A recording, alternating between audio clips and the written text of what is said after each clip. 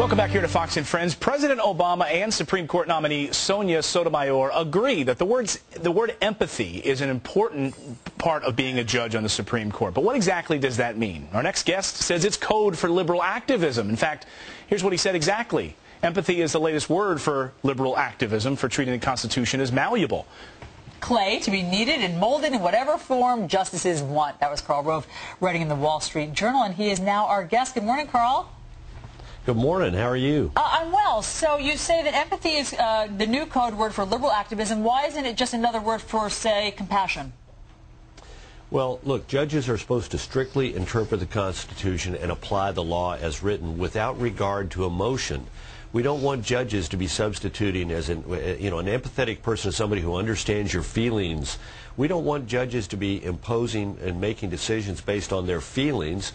We want them to be doing it on the law, so the law is predictable and fair to all, and not driven by whatever emotion may drive a judge to come down on one side or the other. But, Karl, let me challenge you on this, because David Brooks had something to say about this in the New York Times this week. He says, look, that it's ridiculous for us to think that all judges don't have empathy. I mean, we're all products of the way in which we're raised, our environment, genetics, our family. We all have inherent emotions, and even the judges who don't claim they have empathy, they do. Isn't the real story here about how they use empathy? Maybe instead of having bias for one ethnicity over someone else?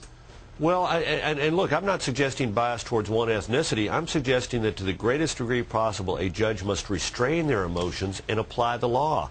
We want them to be impartial umpires. We don't want them to be partial to one side or the other based on an emotional connection. We want them to be impartial in their application of justice. And look, this is a woman who is widely viewed as being on the left of the judiciary with an expansive view of power, and as a result, she has written 6 decisions that have, on the Second Court of Appeals, which have been then appealed to the Supreme Court, and 3 of them have been overturned. That's a very high ratio for somebody to write these kind of opinions, have them appealed, and then have them overturned. Right, and she could be looking at 4 with that New Haven firefighter case. We'll see. But, it's not just the personal story that President Obama likes. I think he also likes that he kind of puts the Republicans into a corner here. He challenges them. He says, go ahead. If you don't want to back this nominee, then you're going to risk losing Hispanic support in 2010 and 2012 and beyond. You say that's not that big a risk. Why?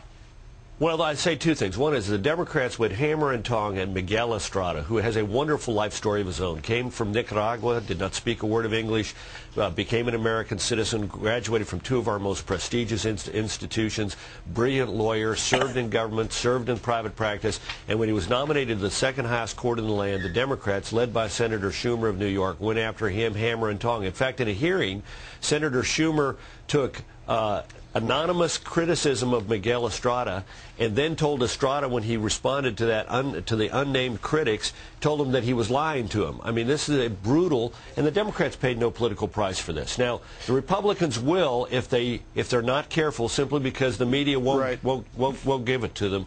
We'll give them a hard time if they do.